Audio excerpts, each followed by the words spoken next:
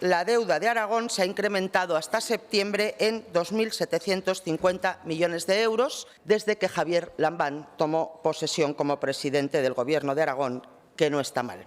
¿Por qué está el Ministerio de Hacienda a punto de intervenirnos? Si es un problema de gestión, como ustedes afirman, están tardando demasiado en resolverlo. Y eso recae, como ya hemos dicho muchas veces, sobre los proveedores de la Administración, que son pequeños autónomos, profesionales independientes y empresarios aragoneses. Es que ustedes, con el dinero del COVID, pagaron facturas de 20 euros de taxistas que debían desde el 2017. Señor consejero, eso es un desastre. Eso es un desastre de gestión. Pero no es solo un problema de gestión, es un problema de liquidez y muy serio.